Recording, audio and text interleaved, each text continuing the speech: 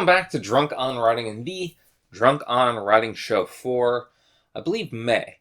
It's May. It's May, and we record. So yeah, this is the May episode of the Drunk on Writing show, brought to you in part through the patronage of Ariya, Norinth, and Justin Luedecker. Ariya, Norinth, number one patron out there, happened to drop by. He swung by and recorded a few sessions. So we look forward to that.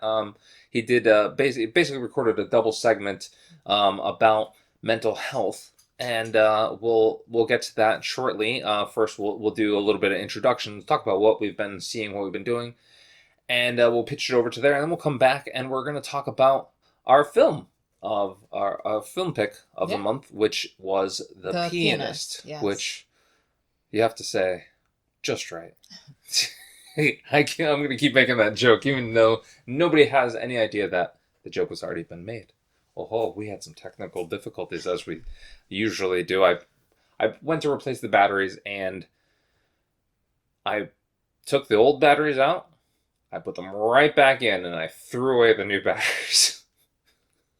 Well, we figured it out. We're back, starting over. I think we're only like a minute in. Yeah, you didn't get very far. Yeah, we weren't very far at all. So, Kim, tell me, how have you been doing? Very good. I'm good. Very busy at work. How about yourself? I'm sipping the whiskey. Yeah. After you just chastised me before recording that. I hadn't touched it yet. Mm-hmm. That's you spicy. Okay? That's spicy. Do you think? Yeah. I don't think it's spicy at all. Ooh. Well, the problem also was I was sort of starting to talk, and I don't know. My spice levels have really gone up lately. I haven't been drinking a lot of whiskey. I've been more into like beer of late. So when I have a whiskey now, it's just like, whoa, that's a punch to the throat. Yeah, it's not bad though. Tastes good. I'm sure I'll like it in a couple sips. Well, you think you asked me how I was doing? Yeah, I did. I've been doing really well. I took this past week off to write and do otherwise creative things, and it was great. Yeah. And I feel great. I cracked my book. I solved the book. I have it completely figured out. Just written out beat to beat. I know exactly where it's all going to go. I just have to flesh it out now. And the beat to beat part is the problem that I've had over the last couple of years with this one, where I did not like. Yeah. And for the life of me, I just could not. Like, it worked. It was fine for what it was, but I just didn't like it. And I completely threw it out. What was there from the original is basically gone. Like that just is not going to exist. It's never going to get released or published or anything. So, but what is new is great, and it's been fun to kind of revisit these characters that I haven't touched in so long. So yeah, I'm feeling pretty good and creatively fulfilled. Yeah, that's awesome. Yeah. So you know, I mentioned in our pre-launch recording that we set you up with a brand new TV for your treadmill, so you can watch all of your shows as much as you like. So what have you been watching? Well, I finished season 1 and 2 of The Circle. I rather enjoy that show. It's very fun, very quarantine friendly show. I enjoy the people on it. I started to watch Too Hot to Handle. I just could not do that show. I enjoy a good like trashy TV, like Keeping Up with the Kardashians, or I don't know, like the reality shows. I enjoy every now and again. That one though, too much. I can't do it. Couldn't do it. It was too trashy. What's the problem with it? I mean, it's just a bunch of young 20-something beautiful people, all single, being placed on an island and told that they can do nothing with each other. And it's just like, and so they get $100,000 if they complete it and actually follow through. And every time you like kiss somebody, they take $3,000 away from you. And each thing, depending on what it is more money taken away. That's rough. But at some point, you're just gonna go, we've gone this far. Might as well. Oh no, they're terrible at it. Are they? Like day one, rules were broken. 3,000 was lost. I'm like, seriously, you can't contain yourself? Like, no. So I couldn't do it. And then I moved on. I started watching Ginny and Georgia, which is on Netflix. Really cute show. It's about a mother-daughter moving around pretty early on in the show. So I don't know. I'll let you know how I feel about that one. Okay. Yeah. But what about you? What have you been watching? I don't feel like I've been watching all that much. I tried to get you into The Expanse, so we watched season 1 of The Expanse. Yes, we did. I don't know. You didn't seem too impressed with it, but I enjoyed it. It didn't capture me as much as some other shows have. Like I remember Stranger Things, right? The first 2 episodes, we were like, right? And then we're like, all right, we're sticking out one more, and that's it. Done. We're glued. The Expanse did not do that to me. But it's an entertaining show, so I'll watch the next season. Everybody tells me it just keeps getting better. Like, it's just every season is better than the last. And I really like this first season, so. Yeah. Other than that, I don't think I've really been watching much. We played 5 Dates. We did. I did enjoy that, yeah. Which was a lot of fun. It was a very interesting game, very interesting premise for a game. It's all full motion video cutscenes, but it's set in quarantine in London, and you're going on video dates. Yeah. And you can pass or fail, and it's all interactive. You choose. It's a choose your own adventure kind of story. It was a lot of fun. Yeah. I think we got the platinum, and I think that was platinum 69 for us. Started playing Star Wars Jedi Fallen Order, which I'm under strict rules not to play when Matthew is not around because he was very into it. It's a very cool game. It's Uncharted meets Star Wars. More Tomb Raider in a lot of ways because it's more of like a Metroidvania than a Uncharted. Video game people understand that. I've been playing Dark Cloud, which was an old PS2 era game. I'm playing on my PS5. It was on sale and is my backlog, and it's something that is just kind of, it's like comfort food. I played that when I was a kid, and it's fun. You just kind of puzzle out and you piece together towns and you crawl through a dungeon and you wash, rinse, repeat. It's fun. Yeah. More of what I've been doing is listening, and what I've really been listening to a lot of is Amazon Prime Music's My Playlist and also their Discovery Mix. And I've discovered a lot of cool songs, a lot of cool artists just through that. I just have that pretty much on almost all week. Yeah, I try so hard to listen to that. It's just with my particular job, I'm constantly in meetings. So, maybe if I can listen to it 10 minutes, that's a lot. So.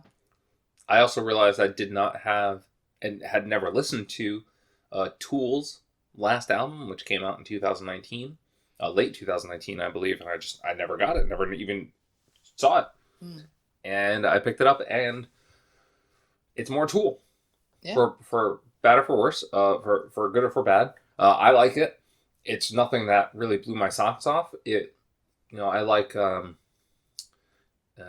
lead singer's James Maynard Keenan or whatever his name is.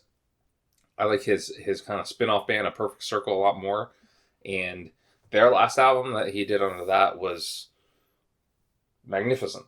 And so this was not quite a letdown, but I was just like kind of expecting a little bit more, but it's good. It's good. It's more Tool. So right. I'm not gonna be upset about it. It's fine. Yeah. So I think that's it. All I've been doing. I mean, I feel like I've been doing a lot. Been reading some of Night Shift as I prepare for the next Stephen King dissection addendum, but we'll talk about that. Yeah. You've Another been reading day. the kids Harry Potter. But yeah, without further ado, let's jump to the recording that I did with Ariya, like, I don't know, like a week or two ago. I don't remember where it was, but here we are talking mental health. We are here with number one patron Ariya Norinth to talk about what is vaguely described as mental health. Now, I will confess, before we really get into it, that basically for the last hour we have been talking about this. So I don't know exactly what we will be talking about for the next little bit, but we'll figure it out. So Ariya, I just want to say it is nice to have you on. Technically, patrons will have seen you already for the first time. The first piece of content that you've ever been on for Drunk on Writing in the Keep on Writing special. Patrons have seen that. The general public has not. The general public will see you first and foremost right here. So welcome. Such an honor for me. Thank you. Thank you. No, like you said, we were literally trying to riff and find some sort of focus for this topic, but I was trying to figure out where best to start with this sort of discussion, and I think the thing that kind of fascinates me most is how all of our mental health issues are kind of different between person to person. Everyone will kind of have the same underlying depression, but it will be expressed in different ways. General anxiety, bipolar, what have you. These all kind of manifest differently. I know with mine, it's pretty high functioning, apparently. And it's one of those things where I don't know if it's bad enough to really seek help on. And so, what would make you think that it would be bad enough for you to seek help? Well, I think the thing about it is I've also seen a lot of movies and TV shows, and the thing about that is that the way they portray depression or any mental illness for that matter, it's always so dramatic. It's way over the top, and it's not a very accurate portrayal of how people go through depression. It's not accurate at all. And I think the thing in my head, because I love TV, I love media, I love those things. It's weird to invalidate myself just based off of these things that I've seen just kind of pushed out into the world. Like I'm not like Vanilla Sky depressed, I'm not like that's a good reference. Yeah. I'm not so tortured like Girl in the Dragon Tattoo. But like the thing is that it's hard to kind of validate these feelings that you have when for the most part these are the only references that you kind of grow up with. I know growing up with me, I didn't really have those sorts of talks. In my family, we just never really acknowledged mental illness. It's just, if you're going through something, you're just weak-minded.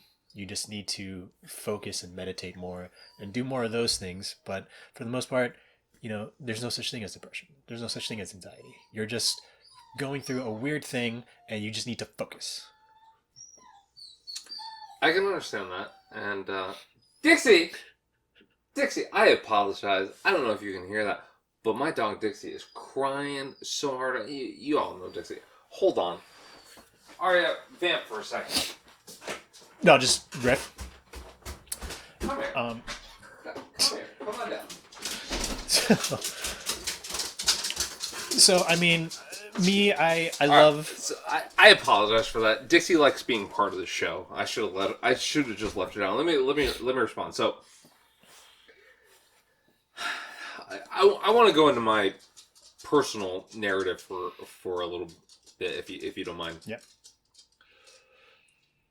I've suffered with depression since I was a little kid. I never really realized that it was depression. Mm-hmm. And I've had good moments and bad moments throughout the years. A lot of bad moments throughout the years.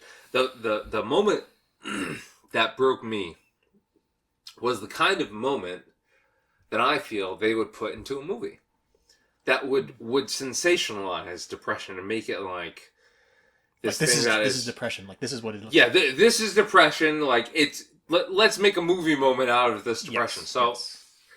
and you were there. You were there. It was a friend of ours' wedding, and I had a bad morning going into it, and it was an open bar, and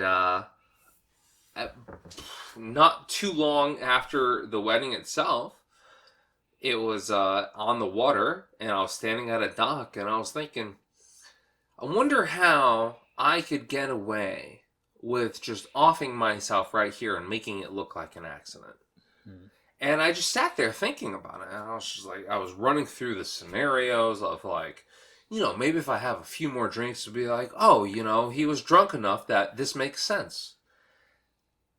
And I was like, well, maybe I've already had enough that would make sense. So if I just dive under here and then I just get stuck under there, they won't think much of it. Mm-hmm. And I remember having a moment of clarity while all of that was happening, that this is not right. Like this is wrong.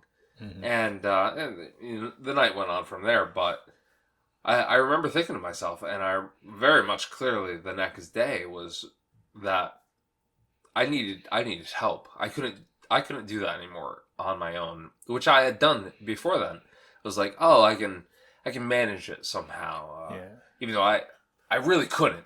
I mean, you've been there. Mm-hmm. There are times where I could not manage it, and it's not perfect, but it's definitely better than it was at that point.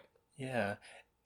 So I'll tell you about when I think I first experienced the kind of anxiety I have, and I think I'll give you the movie pitch for what my episode was.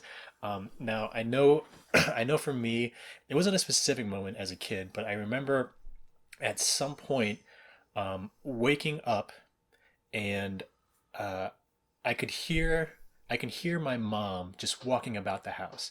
And what's particular about it is that she has a certain rhythm of steps where you can tell she's in a very bad mood.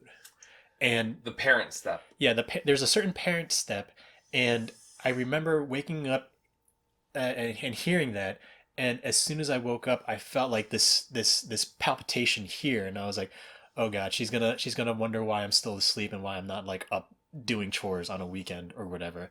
And I remember just feeling that, and part of me as a kid, I was like, "Oh, I still want to sleep though," but like this thing is still happening, so I'm literally just sitting in bed, feeling this anxiety about when or if my mom is gonna come in and just start saying some mom stuff on a Saturday morning. So even though I was awake, I couldn't enjoy being awake. I just had that anxiety, and I didn't want to step out because I just had that feeling that she's just gonna immediately start yelling about something. Because usually in my family, we don't ask, we demand. It's one of those sorts of things. So I think that's when I first realized I might have had something. And we talked about this earlier, but I think the movie moment for me was when I had my first ever panic attack, or at least I think I did. I'm pretty sure I did. And it was right before work. It was on a Friday. I remember waking up. I didn't have anything yet. It was just me sitting up in bed, just doing whatever I do normally in those mornings. And it wasn't until I started to get up and brush my teeth where I felt this weird grip in my chest. It just felt like a tightening here. And I wouldn't say I was hyperventilating, but it just felt arrhythmic in terms of how my heart was beating and how I was breathing. It just felt off, and it was very uncomfortable. And I usually sit for a good 5 or 10 minutes right before I log on to work because I kind of need that mind emptied before I can really do anything else. But I sat down, and the only thing I could focus on was just this tightness here, and it just got worse. And I was like, I can't do anything.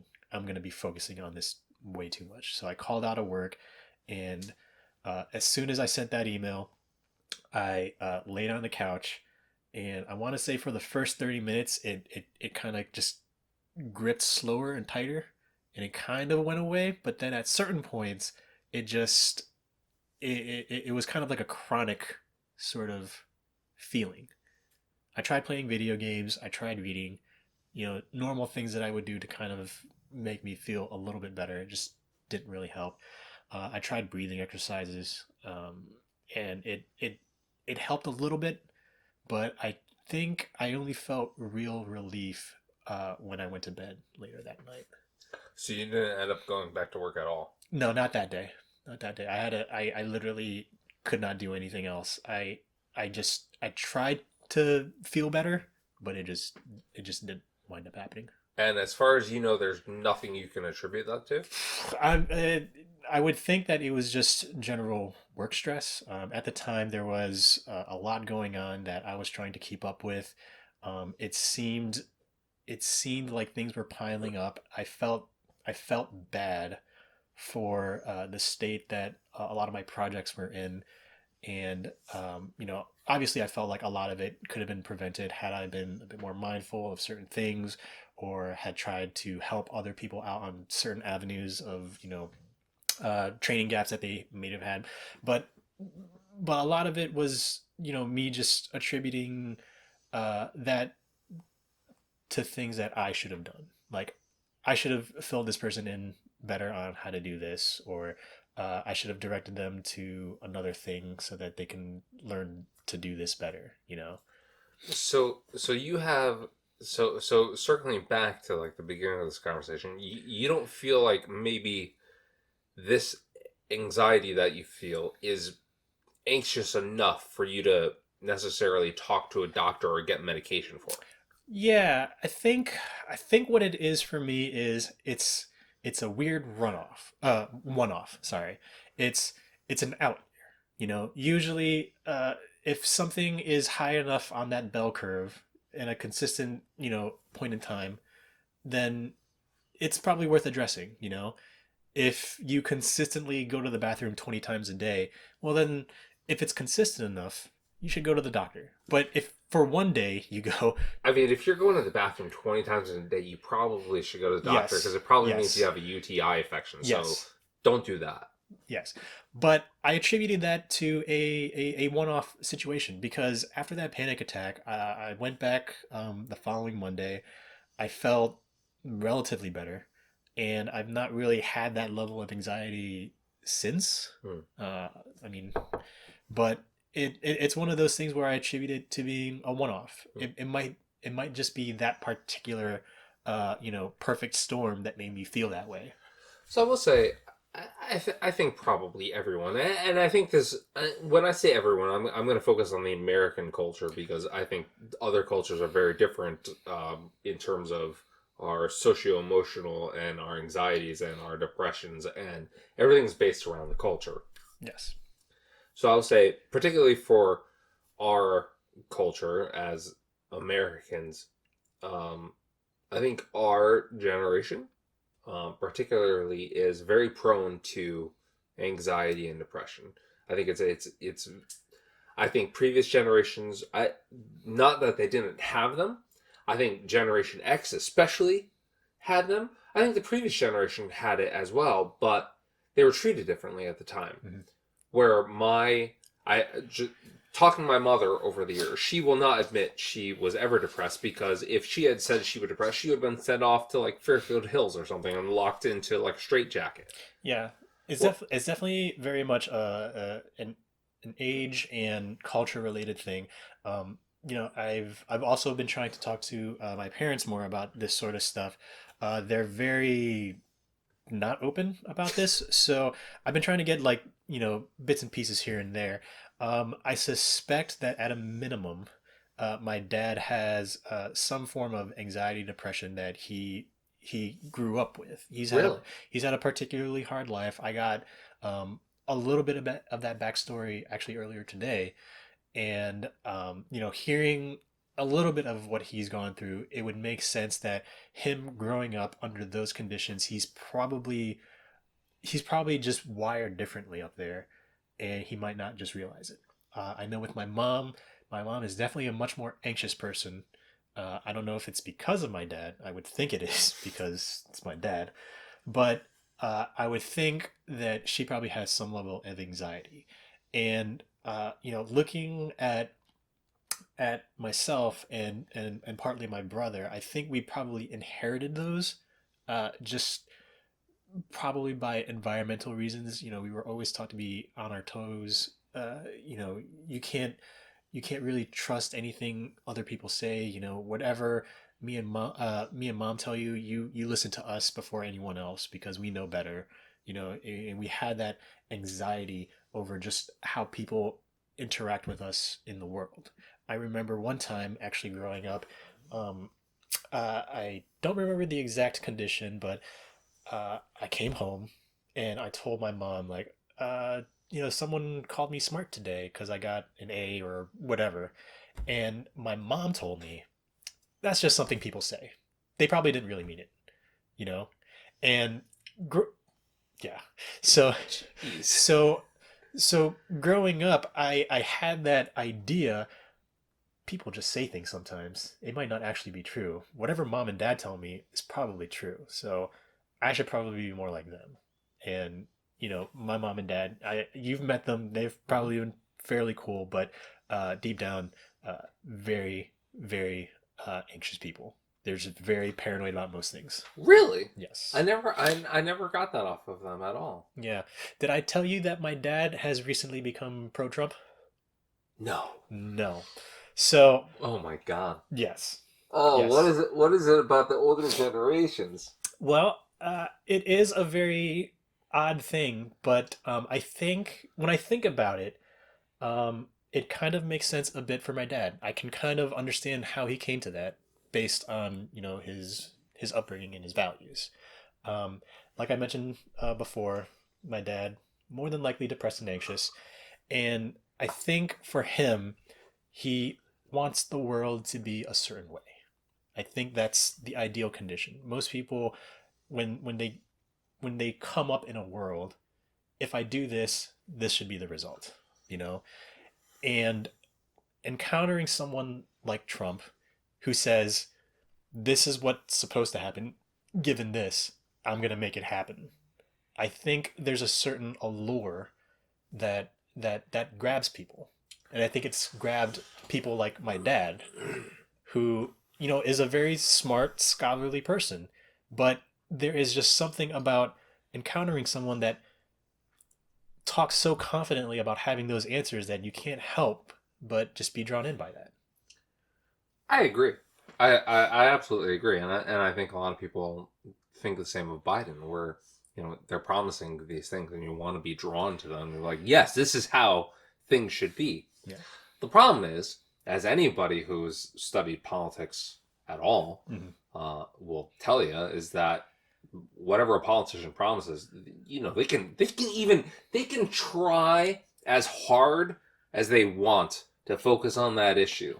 If Congress is not behind them, if the people are not behind them, if the judges are not behind them, if the Supreme Court's not behind them, right, they're going to fail. They're going to inevitably fail. And that's what we're continuing to see right now, where Biden had a pretty good first 100 days. I mean, I didn't agree with all of it, but he had a pretty good run. And now, even during that time, they're starting to see the cracks of the nearly perfectly split Senate and the House, which seems to have no power, and the overly conservative Supreme Court that is just doing wild things right now. Yeah. So, main takeaway, invest in mental health. For the next few years, we're probably going to need it. We've always needed that. And that has been the thing that mental health has been so ignored. Like, there's a reason why so many people do drugs. It feels so good, but it's not the answer. But it feels so good. It's not the answer. Feels fantastic. There's a reason that so many Americans do drugs, and instead of, punishing people for doing drugs or punishing people for selling drugs. Maybe you should figure out why so many people are doing the drugs. Maybe go back to the root cause. And that's a thing that we have had in this country for so long, is we don't have people that actually attack the root causes. We try to bandage them after the fact and go after like the things that will make us feel better in the end. We don't say, oh, you know what, this or that is like such a bad example. Like, just look at the jail system, right? Looking at the drug felonies, since we went there, people that sell drugs are predominantly lower income, because it is an opportunity for them to make larger amounts of money very quickly. Yep, it's capitalism, right? Yep. So we're punishing our capitalists, right, in the truest sense of the form. The people who are buying the drugs are probably buying them because they want to escape. What do they want to escape? I don't know. Bad family, bad employment, bad life, bad upbringing, bad something or other. Maybe they just are hurting for whatever reason, and no, it's a very good. Some of the drugs help you get away from that. It's a very good point, and honestly, a lot of this is really just addressing symptoms and not the underlying cause. I think, just to backtrack a bit to the mental health issues, it's addressing. It's like with HR addressing why someone blew up at someone else, and not the fact that maybe this person is going through some shit. It's wondering why this person hasn't been able to complete their projects, and trying to figure out, oh, do you need more resourcing, or is it because we don't have this particular program, or do we need someone who's a subject matter expert in this particular program or whatever, and not the underlying cause of, dude, I'm fucking burned out. I think for too long people try to address symptoms. We're in a culture that addresses symptoms, not underlying issues. And I think the nice thing about our generation, I think we're technically millennials. I think that's the case. The nice thing about our generation is that we're a bit more open about these sorts of things. I think we've been able to talk about politics, talk about mental health issues more openly than any other generation before us. And I can only hope that future generations are going to be more okay with that. I know a few of I think they're Zoomers, like 22, 23-year-olds. They're technically Zoomers, right? They're definitely a lot more open about this kind of stuff, and I'm so proud of them for being so. I work with a couple of Zoomers, and I almost feel bad for them, because as a millennial, I feel like we've had a really shitty generation.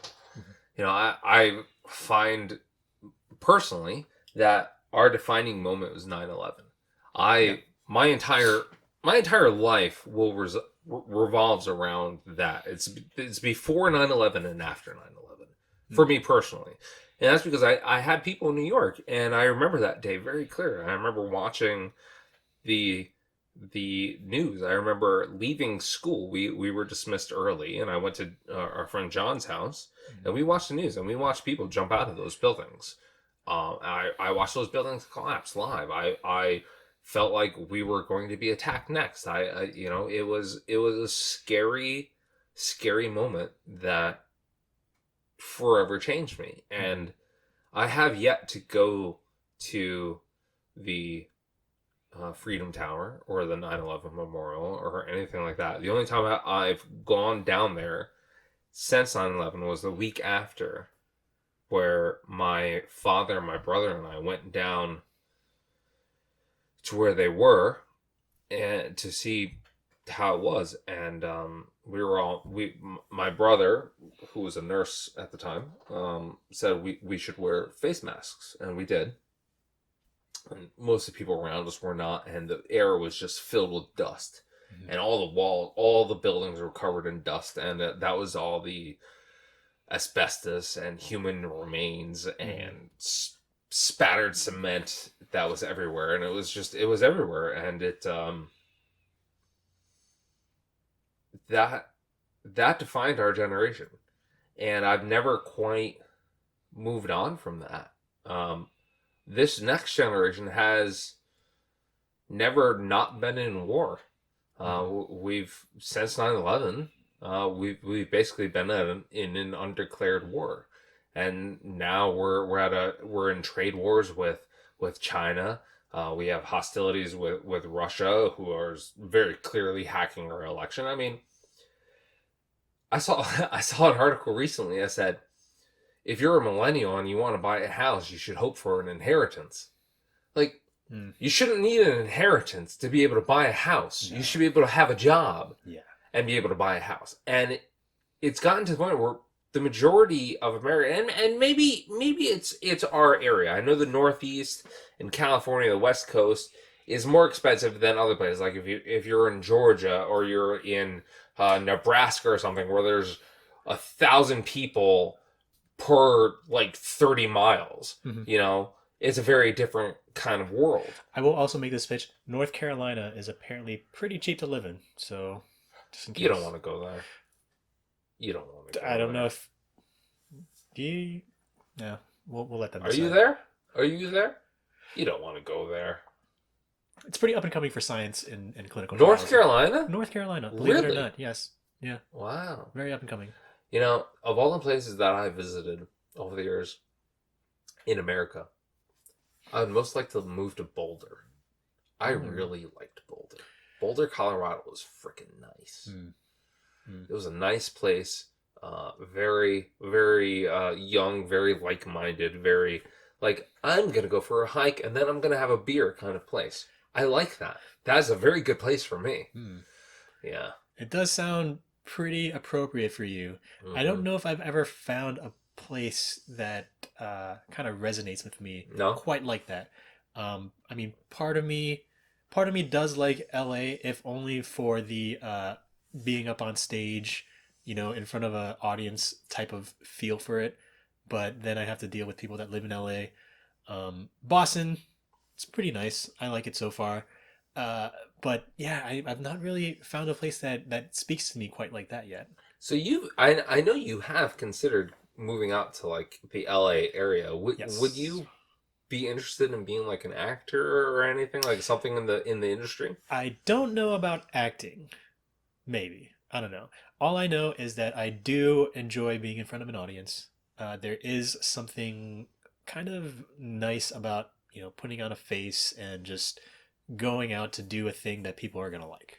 I will say, it's been years since I've been like, hey, you know, come do something for Drunk on Writing. You know, we'll record whatever you want. And this is like the first time the majority of the people are going to be seeing you. So if I had a live audience here watching us as we were recording, would you feel more comfortable? It would definitely be a different feel. Really? Very, very much so.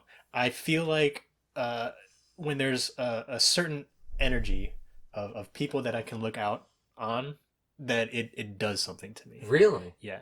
I mean, that hasn't always been the case. So growing up, what my dad used to do is, so he taught us how to read and write in Lao, my native language, technically. But what he would do is that for certain functions, he would make me go up on stage and read a poem in Lao. And, you know, as any kid, I'm just very, you know, nervous about just speaking in public. But one of the things that made me feel a lot better about speaking in public was the idea that, you know, if I was out in the audience and I saw this kid reading something in a language that I didn't really understand, more than likely I'm not going to pay attention. So me being up on stage at that age, I literally just thought, no one's paying attention to what I'm saying. They just see a kid on stage saying a bunch of stuff. I could still hear people talking like out in the crowd. So they're obviously not paying attention to me. So I would just go up, say what I needed to say, get off stage, and then collect my $5 from my dad, because that's what we agreed to. You would get paid $5? $5. Okay. And you know, I did that for a couple of years. Hold on. Yep. Let me deal with this. Dixie, really? You can't just be chill. And Matthew, don't call him. Chill. man. You know what it is, Ariya? They all want you. Yeah, I'm a very lovable person though. So doing that for a few years with my dad, I kind of developed, I guess, a de facto okayness with being up on stage, and that kind of evolved over the years. I mean, in college, I used to be on stage. I used to choreograph and You dance. used to kick some ass. Yeah, and I still like performing. I don't really do it as much in front of an actual audience, but if there's a dance floor at a bar, I'm out there doing my thing. Really? Yeah, I still do that. I'm so looking forward to being completely vaccinated with you and going out. Get both doses. Oh yes, absolutely. Yeah, it's so relieving. I will tell you. Yeah. Yeah. It's been a long time since I've seen you dance. It has been a while. I want to see you dance again. Yeah. Well, I also played around with this idea. I feel like I've probably told you this before, but I've wanted to go up on stage and try my hand at stand up. I'll go up with you. No. If you're interested, it's on video now. I just want to point that out. So the other night, I've fallen asleep, right? And I start thinking to myself, as I usually do as I'm falling asleep. Yep. And I start coming up with ideas. Yeah. And I came up with an idea that is a great stand-up bit. And I was thinking to myself, this is good stand-up. If I said this, people that are out there right now, they would get it. They would understand. It's very particular. It's very to now. But I could do it, and it would be enjoyable. And you would laugh. You would laugh a great deal because you would know. You would understand. Yeah. It's about Excel. I am so curious about this now. I am so curious. It's a very niche topic. I don't know if the entire audience is going to get it, but I'm so curious about this. We'll talk later, but I'm so curious. I wrote it down. I was like, Excel, job application. And I was just, I'm done. I could totally do it as like a 5-minute stand-up. Yeah. Oh, yeah. So... I'd be there with you if you wanted to do that. Well, this pandemic year was supposed to be the year that I actually tried it out. So Boston actually has a pretty good stand-up scene, as well as improv as well. But I wanted to actually come out here and give it a good shot.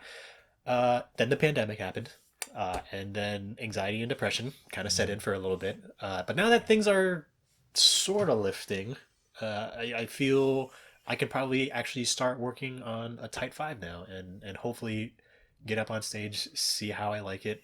But yeah, I do miss being in front of an audience a little bit. I don't know when it happened, but at some point, the validation that the audience gives me is what nourishes me now. Now, at work, are you not able to give like presentations or things like that? Because I get much the same out of a good presentation at work, and I have to present pretty much every week at work. So yes, there is the opportunity for me to. The problem is that I do like to make a few jokes here and there. Yeah. And the thing is that they also record them, so it's going to be something that not just everyone that I'm teaching immediately, but they're also gonna play this for other people that come in, and it might be dated, And I think the allure of a live audience as they hear that joke in real time is probably a lot better than hearing it, 5 months down the line. It might not be the same. But no, I do have that opportunity. I know when I used to do training sessions before, I would kind of, sprinkle in some jokes, just to kind of make sure that everyone is paying attention. Usually they are. And, it's nice just to kind of get a nice little laugh out of people. I can't talk without making jokes. Like, if I'm doing a presentation, if I'm not doing a presentation, like, it makes me uncomfortable to not speak in, like, a joking manner. Like, I can have this conversation right now and not be joking. Mm-hmm. But if I'm talking to someone, like, inevitably I'm going to get to the point where I want to laugh just to kind of be like, oh, look at this. I'm going to basically destroy your life, but it's funny. Yeah. And you know what? Sometimes when you're talking about a fairly dry subject, you gotta zhuzh it up a bit, you gotta give them a little bit of relief from this thing that you're trying to explain, because not every aspect of your job is gonna be fun. You guys know that. It's sort of like that compliment. You need to fix this compliment sandwich. Yes. Right. Yes, You know, it's like I'm gonna give you the lowdown here. It's serious. I'm gonna make a joke. I'll make a joke right here. And back to the lowdown. Mm-hmm. Maybe end with a joke to kind of leave everybody off nice and nice, Yeah. with like a little reach around kind of thing. Yeah. Yeah. And it also helps that everyone know that you are approachable. I think there is a certain, not affection, but a certain camaraderie when you know that someone is capable of making you laugh. You know, I keep getting that impression right now at work. So where I am at the ANA, it's a lot of industry veterans that have been around for like 20 odd years, right? Coming together to kind of help like pave the path for it. And then there's people like me who are kind of coming in and supporting them. And these senior veterans will come to me and they'll be like, "You're very easy to work with. You're funny. You know how to joke. You know how to be like, nah, I ain't doing this. Like, you can push back when pushback is needed." And I'm like, is not everybody like that? Because I just feel like you have to be like that as a modern worker, and apparently not. Yeah. So, you know what? We can probably touch on this next time, but there is quite a bit about humor and what that does to functioning societies that we can probably go into. I do have a lot of material on this just because it is a very fascinating subject. But next time I'm on, hopefully I'm on next time. But yeah, humor and its place in society. Well, I mean, who doesn't love humor? I mean, like, humor is a foundational of like sexual relationships, right? Yes. I mean, there's two people. I'm gonna say there are two people who I will say in the course of my professional relationships who did not appreciate my humor, and they were both lawyers. So there is a very specific reason for that, and we can get into that next time. What a tease! I love it. There is a lot of stuff here. Your microphone died. Oh, jeez. I knew it. I knew it was gonna happen. Yours is sputtering out too. Oh, mine is sputtering out. Hey, thank you for watching this. Ariya left it off with a perfect tease, so we'll end it there. I said at the very beginning that the batteries are gonna die, so we just kind of hedged our bets. I'm gonna let Ariya have a nice little farewell. I'm gonna spin the mic to him, but for now, for you, we're gonna head back to Kim. But before we do that, I'm gonna spin it around to Ariya to have the last words. So thank you for having me. It's been a long time coming. I should have done this way before. That's on me. But thanks for having me. This was awesome. I've definitely learned a lot, and I hope your viewers also learned a bit. Yeah, talk to people about your mental health issues. It'll definitely kind of give you a bit more clarity about how you should approach things. And we're back. That was a pretty good conversation, wasn't it? And now you know why I had to replace the microphone batteries. That was all captured right there live on camera. Remember, that was kind of a last minute thing where we had talked about possibly doing it, and it was just, we were sitting here chatting, and I was like, do you want to just record this? Because he was debating whether he wanted to put himself on camera, and thankfully he did, and I think it was a great conversation that we had. And it was just great to have Ariya on a piece of content. Of course, patrons will now be seeing him in the Cold War II kind of animation thing. He's one of my friends who helped with that, so he's popping up there. But yeah, it's the month of Ariya apparently. Yeah. He's going to be popping up here, there, and everywhere. But now we are back to talk our video club pick of the month, The Pianist. Yes. Which, Kim, was your pick? It was my pick. Yeah, I've heard a lot of good things about this film. That it was, critically acclaimed, and I can see why. After watching it, I honestly, I knew it was about the war. I knew he was Jewish. I knew there was some Holocaust references in it. I did not think it would be as dark as it was. I don't know why, but it was pretty dark. I mean, it's a Holocaust movie. Yes, I know. Have you seen a light Holocaust movie?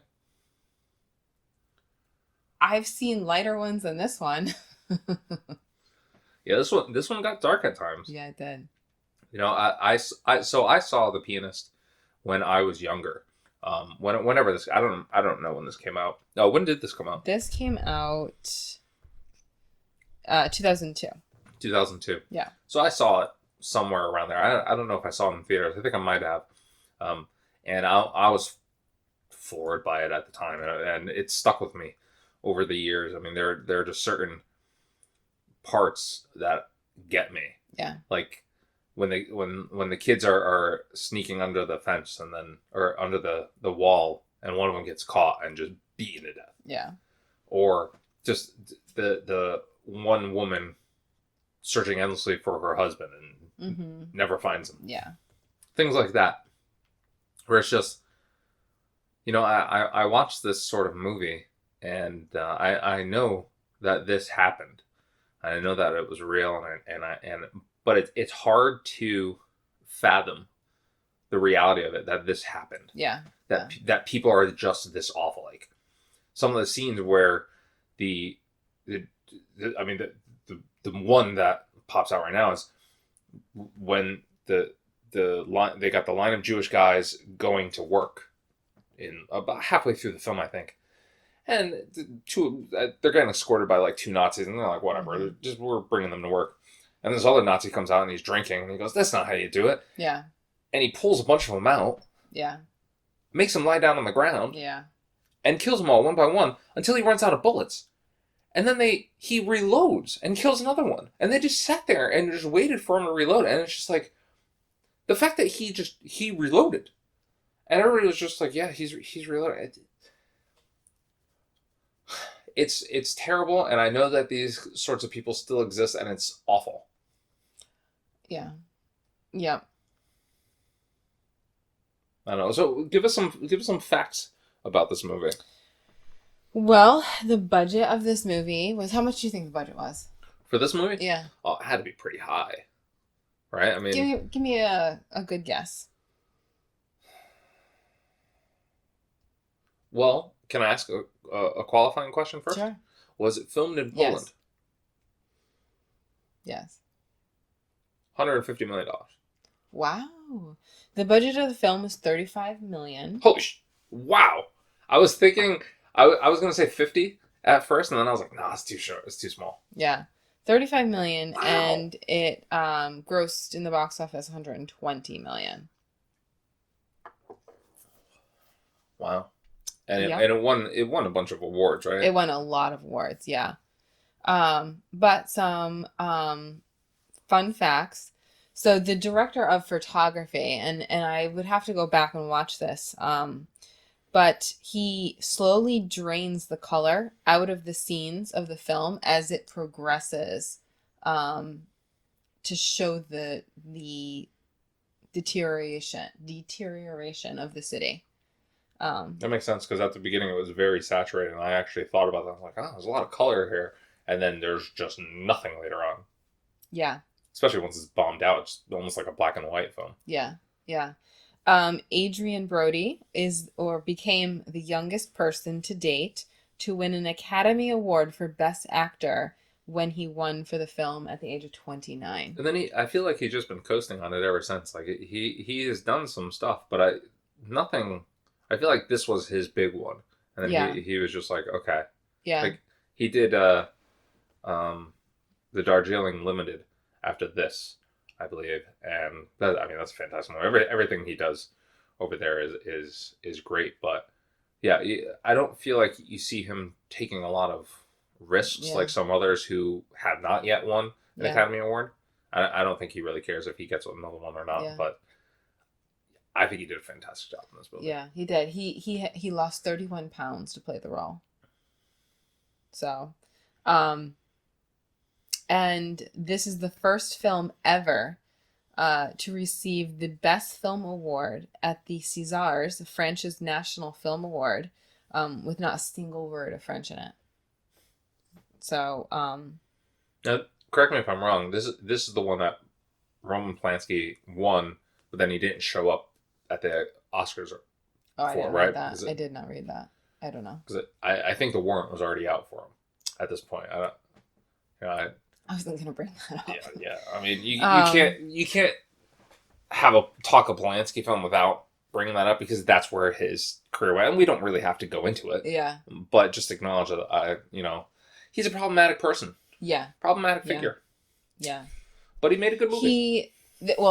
So it's based on the memoirs of the real I don't know how to pronounce Spielman. Mm-hmm. Yeah, of the real man. The real man died during pre-production of the film. Oh. Yeah. But Polanski wanted to keep this film as close to the memoirs as possible. He took a few liberties, but he really wanted to keep it as true to. Do you know what those liberties were? So, in one scene, in which Spielman is saved going into the concentration camp. Do you remember that part where the guard, right? Mm-hmm. He's told, "Don't run," right? Which is inspired by a similar event that happened in Polanski's life, but originally Spielman was told run, and he did, but Polanski changed that to reflect his own experience. I think that was a good change, because it's not something that it's unexpected. Yeah, You being told not to run because that will draw attention. Just go about, and that is how you blend in, right? You don't draw attention to yourself. You just walk casually away. But while scouting Poland and Germany, Polanski ran into somebody that actually helped his family escape during the war. So some pretty interesting stuff about the film. Brody actually learned how to play the piano to film this. But that wasn't him playing the piano at all times. So I tried to look for that. I'm not sure, but he did learn how to play the piano for this. Yeah. I don't know which scenes were actually him though. Because in the credits there was a mention of someone who. I think that end scene that had to be somebody else. Whoever played that end scene was extremely good at playing the piano. Yeah. Yeah. That made the movie. I mean, the whole movie, we only have him playing the piano at the beginning, and then you see him thinking about playing the piano, and then to have him play that part for this Nazi officer who is sitting there, and that scene really goes to humanize, both sides of the line there, right? Like, here. The music played for the German officer in the film was actually an edit of Frédéric Chopin Baldi's Number 1 in G minor. In real life, Spielman played Chopin's Nocturne Number 1 in C flat minor. I wonder why they changed that. I don't know. That seems like a minor detail that maybe like 5 people would know. I know, right? You know? Yeah. So, if you see if there's anything else you want to add, but I do want to say we do have a joke for tonight. We do. And I was very careful with the jokes here. Like you could run into some problems, I feel like that, with some jokes. I did Google Holocaust jokes. And... Are there jokes? Yeah. There are some jokes out there, but this one I pulled a joke actually from World War II. This is a World War II era joke. Okay. That the soldiers were telling, and I thought it was kind of funny. So Hitler and Göring are standing atop the Berlin radio tower. Hitler says he wants to do something to put a smile on Berliners' faces. So Göring says, Why don't you jump? Nice. And then an anecdote. Don't laugh too hard. A German factory worker was reportedly executed for telling this one. So yeah, I thought that was had a nice little history behind it. I don't know how much more you want to say about The Pianist. We have no comments on this one, unfortunately. I liked it. I have an attachment to this film. I don't know why. It just could be that I saw it in film, in theaters, and it just took it to heart because this is my people. Your people? I'm Polish. Oh, okay, yeah. Well, I was going the Jewish route, and I'm like, you're not Jewish. But how does this film compare to other Nazi films you've seen? In what way? What do you mean? In terms of tone, structure, or what? I guess storyline. Like, do you enjoy this one? Do you prefer this one? Like, if somebody were to say to you, I mean, what was it like, in the war? What was the Holocaust about? Yeah, I think this would be one of the movies that you can show them if you want to show them. I think another obvious one is Schindler's List, which you haven't seen. I haven't seen in many years. But yeah, I think this is a good one. There are a lot of similar tales out there. I mean, was it Night? Right? Is that the name of the book? Something like that. So I don't know if I've ever seen the movie Night. I've read the book. I've never seen the movie either. But I know it's out there. The book was excellent. But in terms of... Well written, at least. In terms of the film... Yeah. The tone and the structure of the film reminds me a lot of Saving Private Ryan, where there's a lot of ups and downs and it's a very epic feel to it. And there were a lot of war movies around the same time. Pearl Harbor, Saving Private Ryan, The Pianist. There's a bunch of them. And they keep going. People have a fascination with World War II. This one sticks with me, I think, because of Adrian Brody's performance. It's just captivating to me, the stuff that he went through, the actual guy went through, the stuff that he goes through in the film. Like, you see him separated from his family, and you see them packed into these trains like sardines, and there's just a lot of awfulness here. Yeah. And yeah, it sticks with you, as all of these films inevitably stick with me. I have a fascination with World War II. I think my whole family does. I have a lot of family members who served in the war, and yeah, I don't know. In terms of ranking, let's go over the ranking real quick. So, are we really at 12? Yeah. Okay, so. All right, let's have a quick conversation before we actually get to that. Now, how are we at 12? Back to the Future, Knives Out, The Irishman, El Camino, Free State of Jones, Independence Day, Enola Holmes, E.T., Nightcrawler, Lights Out, and Cats. We've done all of those. Okay. That's 12. Well, because we started it before the Drunk on Writing show began. So we haven't done a full year of the Drunk on Writing show, but we started off with ranking. Now, because we haven't done the full year, we could restart now, which I don't want to do. Okay. We could bring the list out to 15 or so, which would bring us to the full year. Or, and this is what I'm going to advocate, we start lopping things off from the bottom and we stick to a top 12. Okay, I like that. Get rid of Cats. So we're definitely getting rid of Cats. Bye-bye, Cats. That's unfortunate. But I just read out the ranking. Yeah, say it again. I'll show it to you. Back to the Future, number 1. Knives Out, The Irishman, El Camino, Free State of Jones, Independence Day, Enola Holmes, E.T., Nightcrawler, Lights Out, and Cats. I put it at number 3. You would put it at number 3. Above The Irishman, below Knives Out. Now, Irishman was long. It was a good movie, but it was long, and it took a while to get through it. I mean, this was a long movie. Yeah. I put it at 3. I stand firm. So I had an interesting conversation with myself because I debated putting this at number 1. Oh. Like I said, I have an attachment to this film, and I think it's great. But I also when I was looking at it, trying to be more objective than emotional, put it at number 4, below The Irishman. Oh, yeah, I would say above. Above The Irishman. So we're going to go, and we're going to stick it at number 3. Cool.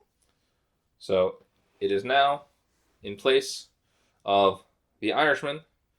1, 2, 3, 4, 5, 6, 7, 8, 9, 10, 11, 12. What happened? Okay. All right, so, Warren, tell me then. It still says 12. What did I mess up? How did I mess that up? I don't know. Did you? I'll figure that out. Yeah. I don't know how. I'm not going to read the list right now because it looks like I screwed something up. I blame this whiskey, which tastes like corn. It tastes like corn. I just like that. But anyways, any other thing you have to say about The Pianist before we move on? I don't. No. Yeah, I think it was just great. I'm sure if any of our patrons watch it, you probably enjoyed it. Maybe it was too intense. It is an intense film. So let me brace myself. You know, I should be the one that braces myself for you because it's always the same type of movie. At least I bring in a variety of films. I do try to pick something different. So Enola Holmes is different. Sure. So here's my pick of the month. This one is streaming on Netflix. It is a Netflix original that has made a lot of people talk about it, and I've been wanting to see it. It is Uncut Gems, starring Adam Sandler. Okay. Yeah. Okay. Yeah. Do you know anything about that? Nope. Cool. I know about Adam Sandler, though. Yeah. All right. So that is our pick for the next month. It is a drama. It's a drama with Adam Sandler. Okay. So we'll see how it is. And The last drama I saw with Adam Sandler was Click, and it was bad. All right, this is the pick. So stop doing this. We all look forward to your next historical drama next month. So that's pretty much all we have for this episode. We're going to record that other bit tomorrow. Patrons, please look forward to that. I'm not going to say quite what it is. You just have to wait and see. Otherwise, to everybody else out there, thank you for watching. Thank you for being part of the show, for enjoying us. So hopefully you enjoyed this fun little hodgepodge of an episode. And I guess, we'll see you next time. If you want to see the Patron exclusive, hey, sign up over at drunkonwriting.com. You can also get more episodes more often, like all the other stuff that I've talked about. The Cold War II episode 1 is out there. The new Stephen King dissection addendum is going to be out there. All of the Stephen King dissections on Pet Sematary, all 4 of them, are up and out for patrons. So I know some people have been asking about those. They will be coming to non-patrons soon. So yeah, that's all for us for this month. Kim, thank you again for recording with me. This is, as always, a delight. So until next time, cheers and keep on writing. Never anything, huh? No. Here we are in the Patreon exclusive portion of the show, and hopefully this looks as ridiculous as I feel that it looks, because I'm planning to have some fun.